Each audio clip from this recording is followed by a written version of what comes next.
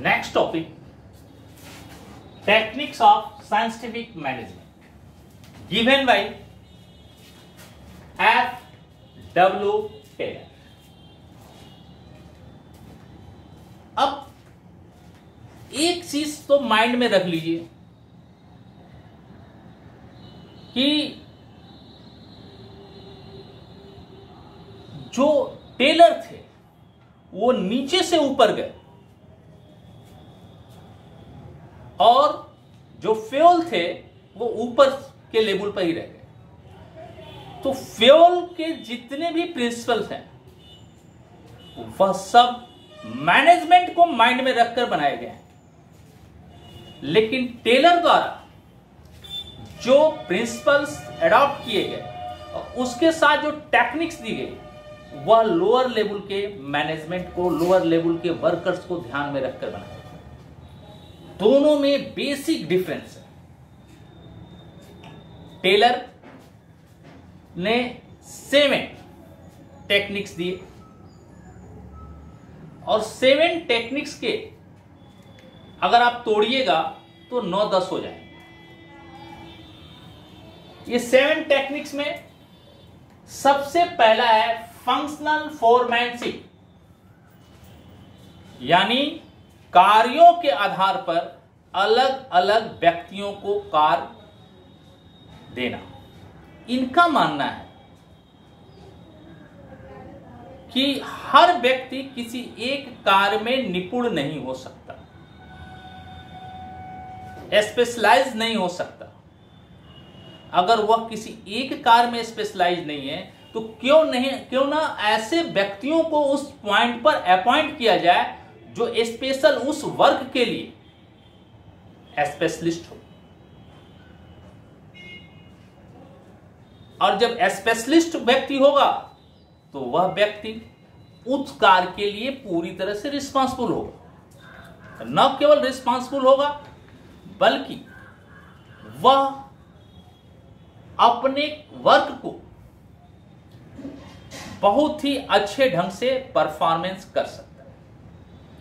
इसलिए उन्होंने पूरे फैक्ट्री एरिया को वर्किंग पॉइंट ऑफ व्यू से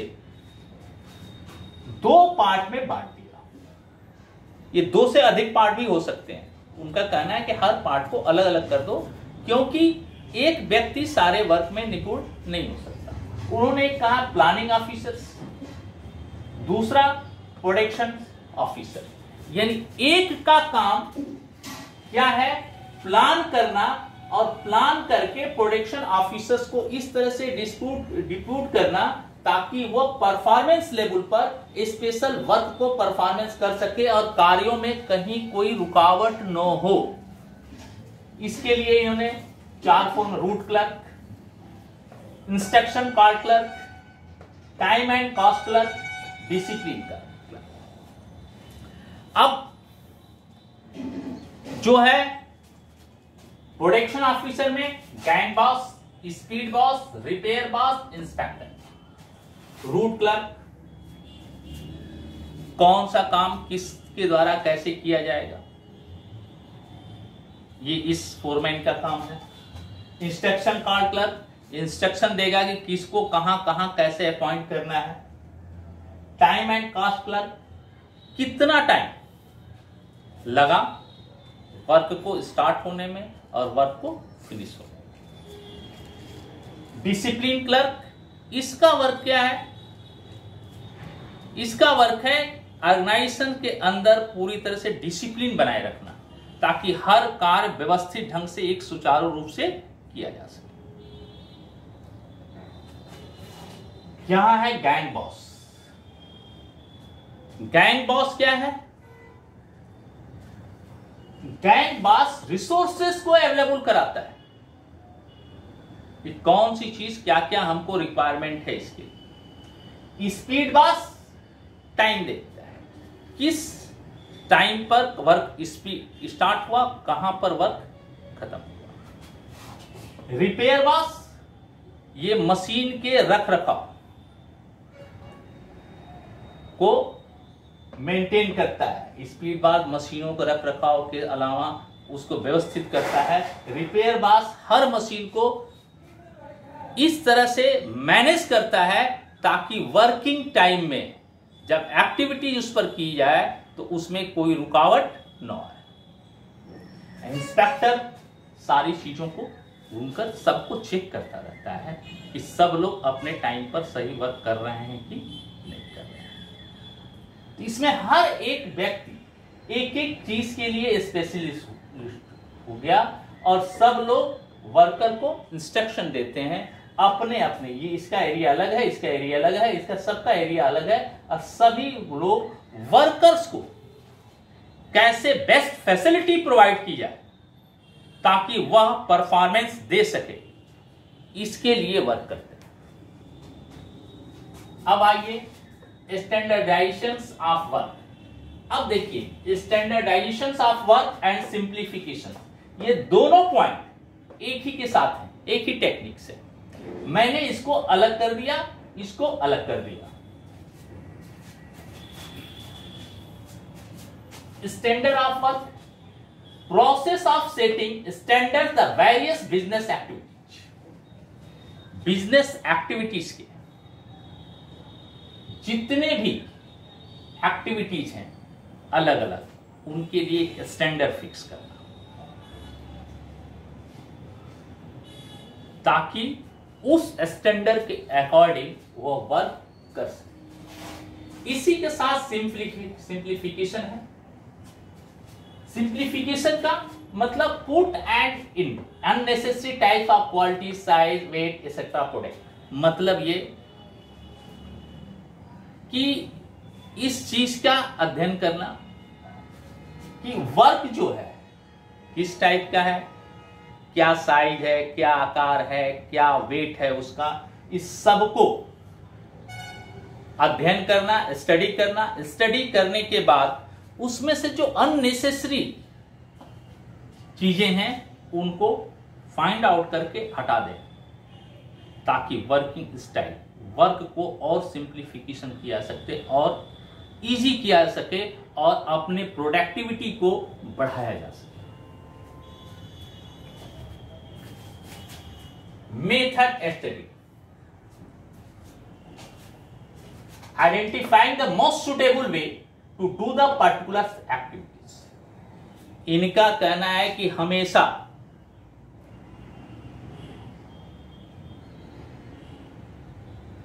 आपको एक वर्क को करने के लिए एक श्रमिक को, एक लेबर को कितने तरह के मोशन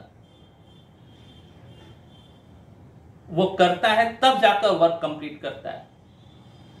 तो एक एक्टिविटीज के मोशंस को करने में अगर उसकी जो ऊर्जा खत्म होती है, जो पावर खत्म होती है, उसको कैसे इजी किया जा सके और हर वर्क के लिए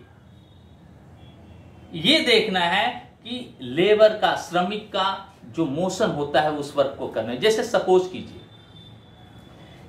कि एक लेबर है, वर्क कर रहा है, उसे जो टूल्स हैं उसे बार बार एक टूल्स को रखकर उठाना पड़ रहा है, फिर रखकर गिराना पड़ रहा है। जितने बार वो नीचे झुकेगा उतने बार उसकी ऊर्जा शक्ति कम होगी। तो क्यों ना हम ऐसा करें, उसके सामने ही एक टूल्स रख दें ताकि उसे झुकना ना पड़े, वो सीधे यहां से उठाए सीधे वर्क करे, सीधे उठाए सीधे वर्क करे। तो इसमें उसका जो मोशन है वो कम होगा, उसके लिए जो उसकी शक्ति है वो कम लगेगी और बहुत इजी रूप से वो वर्क परफॉर्मेंस कर सकता है। तो ये केवल एक स्टडी की बात है। अलग अलग टाइप में अलग अलग वर्क के लिए उसमें कितने मोशन कंप्लीट करते हैं, उस मोशंस को कैसे हम मिनिमाइज कर सकते ताकि वो लेबर अपने परफॉर्मेंस को, वर्क परफॉर्मेंस को और अधिक ढंग से कंप्लीट कर सके। एक पेपर इंडस्ट्रीज में एक वर्किंग एक्टिविटीज में 2000 एक्टिविटीज होती थी। जब इस टेक्निक्स को अपनाया गया तो 2000 के मोशन एक्टिविटीज को मिनिमाइज करके 200 पर कर दिया। इन्होंने तो इस तरह से भी वर्क किया है कि जो राजमिस्त्री हैं, जो मकान बनाते हैं, एक ब्रिक्स को, एक ईंटे को जोड़ने में उनके मोशन होते थे 17 से 18। उन्होंने पूरी स्टडी की और उस मोशन को लाकर रख दिया 5 पे। तो उस जो 12-13 जो मोशन उसके जो रिड्यूस हुए, उसने उसके पावर को, वर्क करने की कैपेसिटी को इंक्रीज कर दिया। तो इनका नेक्स्ट है method study,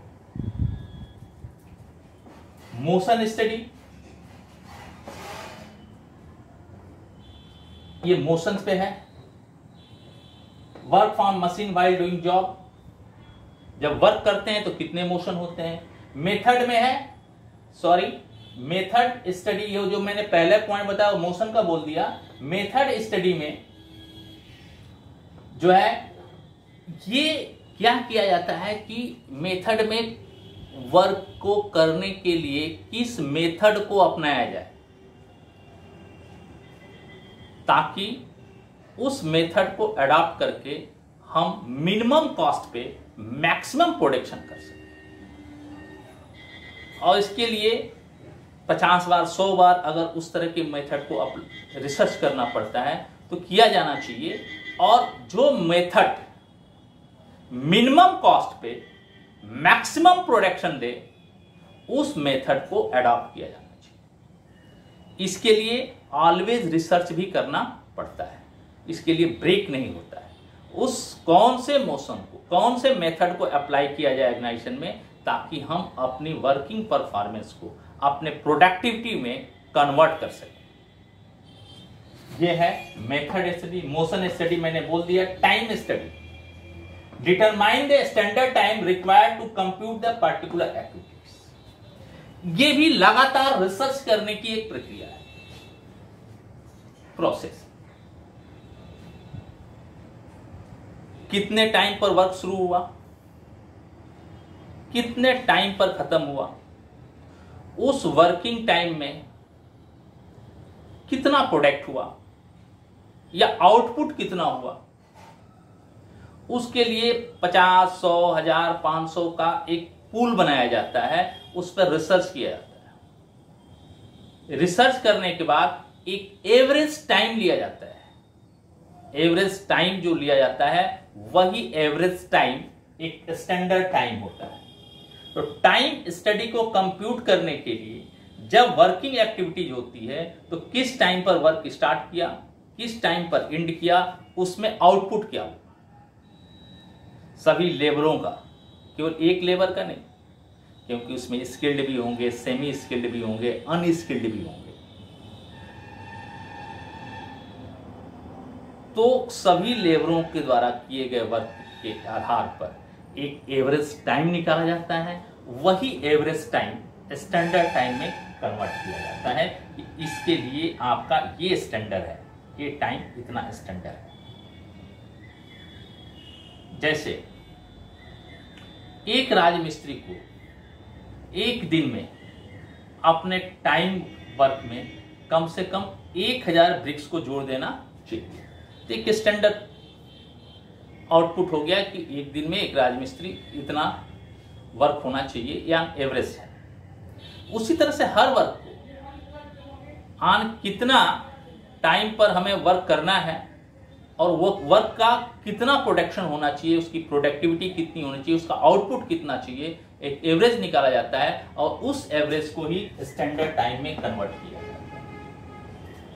Fatigue study, determining the duration and frequency of rest interval and number of rest time completed to particular job। देखिए, मैंने पहले ही बोला वो नीचे से ऊपर गए। तो इनका मानना है कि जॉब जहां करते हैं, जहां वर्क करते हैं, वहां एक उस वर्किंग आवर में एक रेस्ट टाइम भी, ड्यूरेशन क्या होगा उस रेस्ट टाइम का, ये उस जॉब के अकॉर्डिंग और उस ऑर्गेनाइजेशंस के में के जो इंटरनल परफॉर्मेंस एरिया है, जो फैक्ट्री एरिया है, उसके ऊपर डिपेंड करता है। इसका रेस्ट टाइम, कितने टाइम के बाद इन्हें रेस्ट देना चाहिए, वो 10-15 मिनट का रेस्ट, 1 घंटे का रेस्ट, ये कैसे हो ताकि वो फिर से एनर्जेटिकल होकर अपने वर्क परफॉर्मेंस को कंप्लीट कर सके। और इन्हें बीच बीच में कितने इंटरवल होने चाहिए, 1 होना चाहिए तो कितने घंटे बाद होना चाहिए, नंबर ऑफ इंटरवल्स अगर अधिक हो रहे हैं तो कितने कितने घंटे के बाद होना चाहिए। एक शिफ्ट है, मान लीजिए एक कंपनी 3 शिफ्ट में काम कर रही है।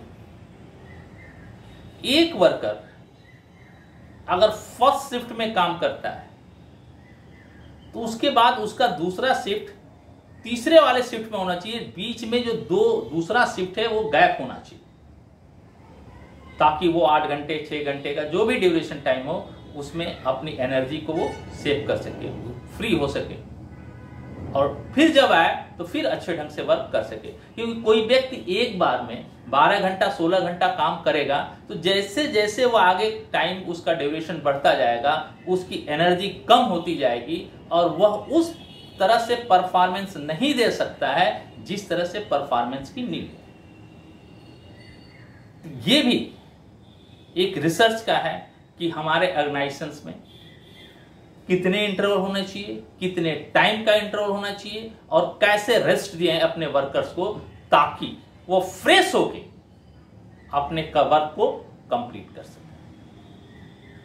ये फैटगुई टोटल रेस्ट पर डिपेंड है कि हम अपने वर्कर को किस तरह से, कितने ड्यूरेशन का, कितने टाइम का, कितनी बार रेस्ट दे सके ताकि वो अपने थकान को मिटा सकें, फिर रिफ्रेश होके अपने वर्क को कर सकें। Different wages system, it refers to that differentiates between efficient and inefficient workers.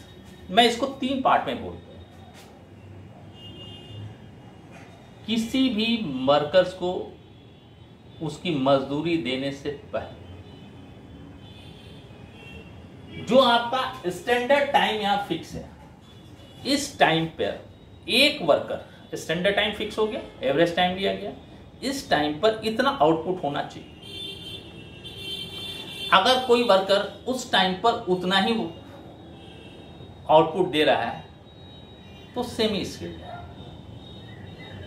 कोई वर्कर उतना ही टाइम पर, जितना आपका स्टैंडर्ड टाइम है और उस स्टैंडर्ड टाइम पर जितना आउटपुट होना चाहिए उससे अधिक दे रहा है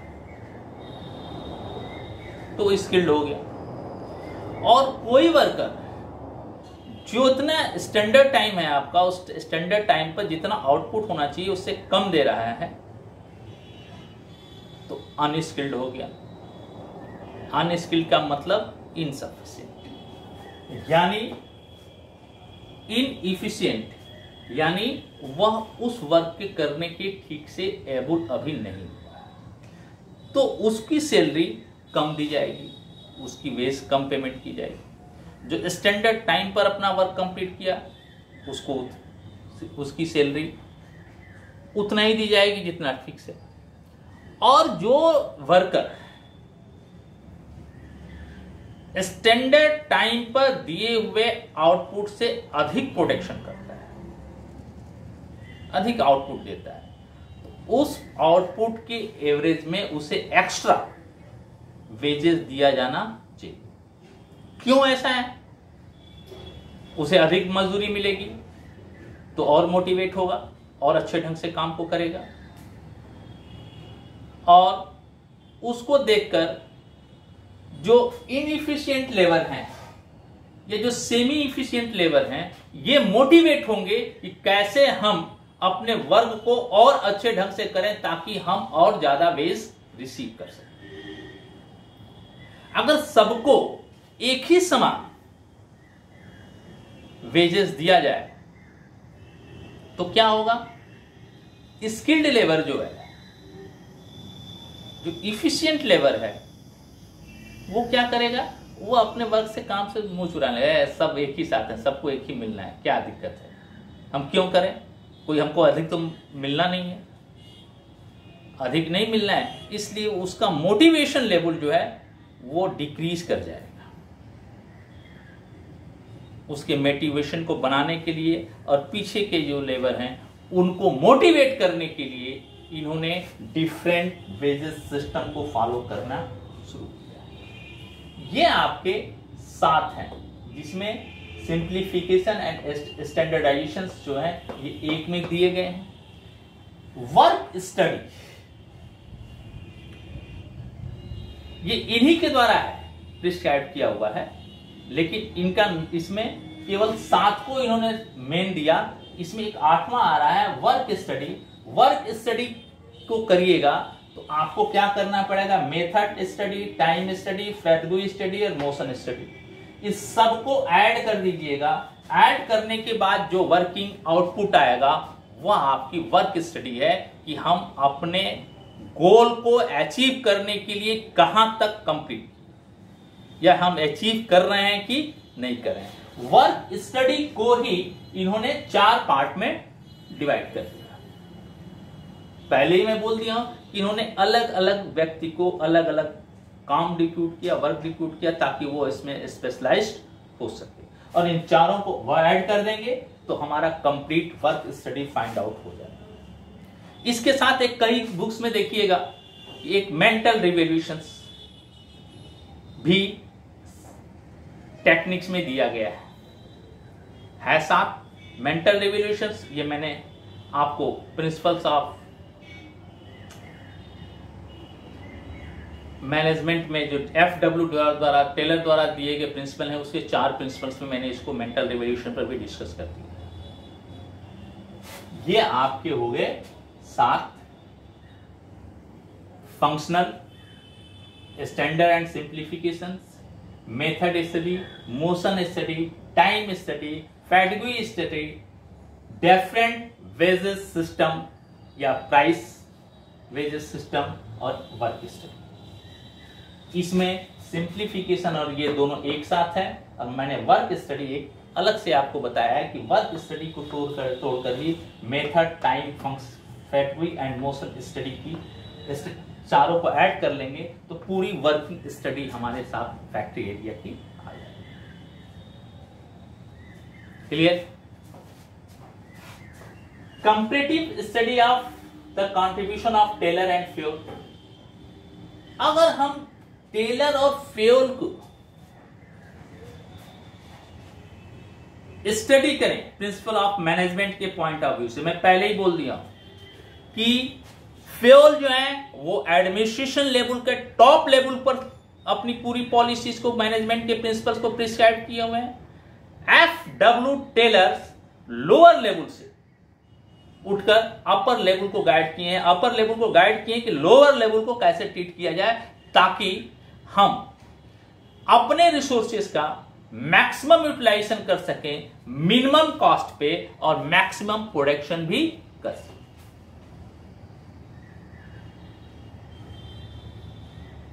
इसमें अगर हम इनकी ऐसे, ये सब लोग क्या चीज कर रहे हैं?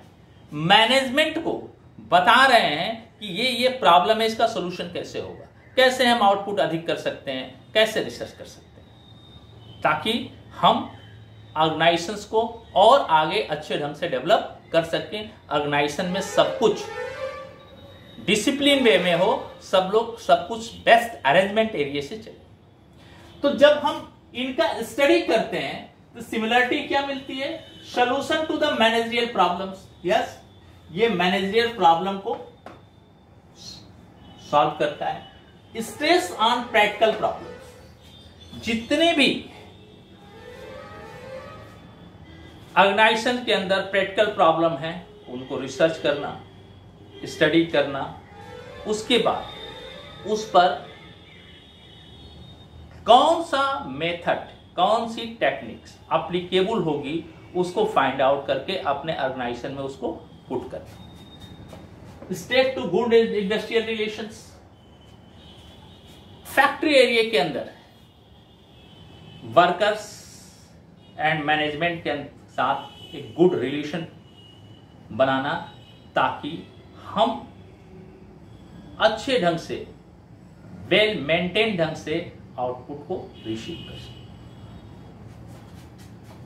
डिसिमिलरिटीज क्या है?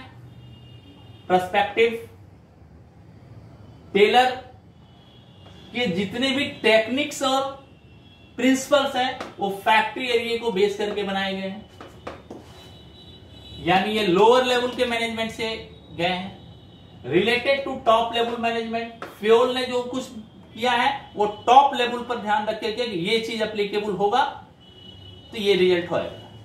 वो टॉप लेवल पर थिंकिंग की है, फैक्ट्री एरिया से लोअर लेवल पर थिंकिंग की है। यूनिटी ऑफ कमांड, जब यूनिटी ऑफ कमांड की बात करते हैं तो टेलर जो है इसको वायलेटेड कर देते हैं।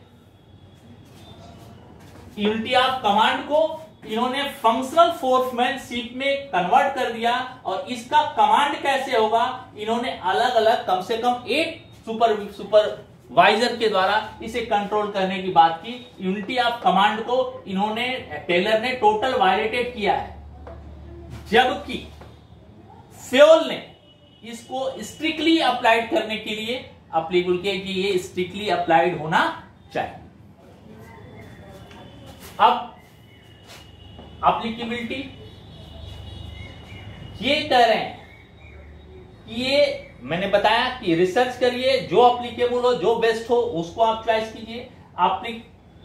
अप्लाइड इन स्पेशल सिचुएशन, जिस सिचुएशन में जो चीज स्पेशल अप्लाइड होगा इसकी बात करते हैं। ये यूनिवर्सल सार्वभौमिक है, इनका जो है ये कहीं भी कभी भी अप्लाई किया जा सकता है। Focus, increasing productive with the help of simplification,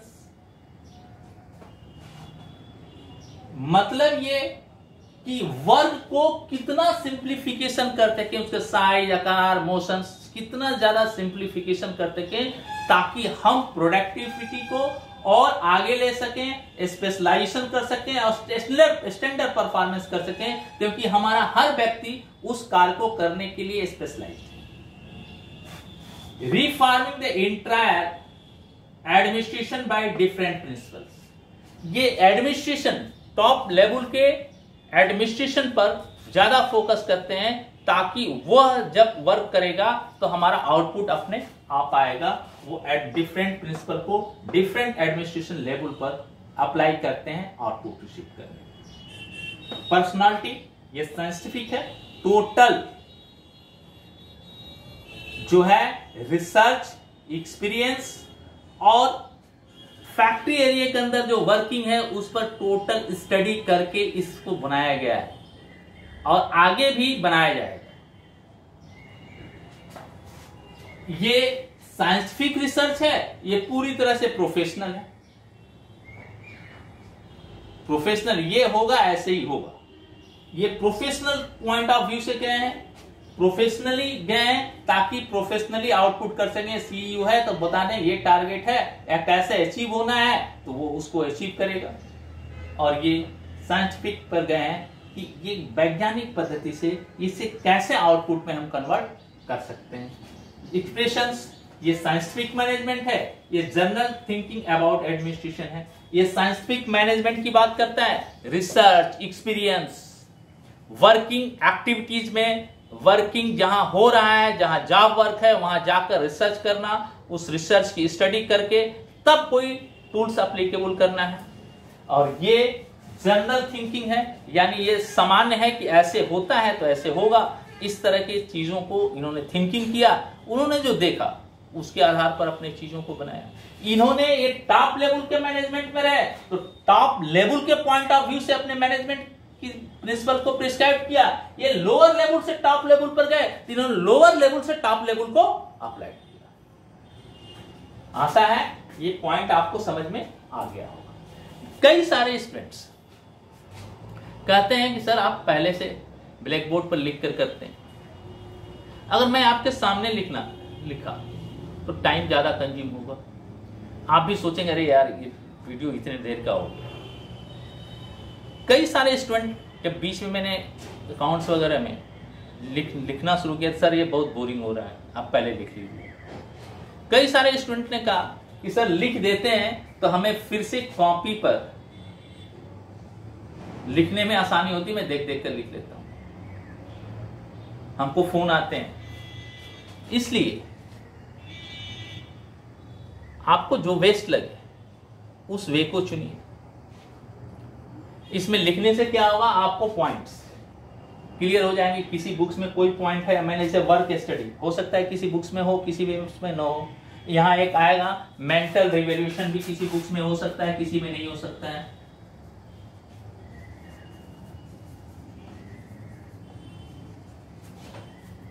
लेकिन ये सारी जो चीजें हैं ये सब 7th में ही, जो 7 टेलर के द्वारा दी गई टेक्निक्स है, इसी में इंक्लूड है। इसको अलग पॉइंट में तोड़कर आपको और अच्छे ढंग से समझाने के लिए किया गया। हमारे वीडियो को सब्सक्राइब करें, लाइक करें और जो कमेंट्स हो आपके, जो सुझाव हो वो अवश्य दें।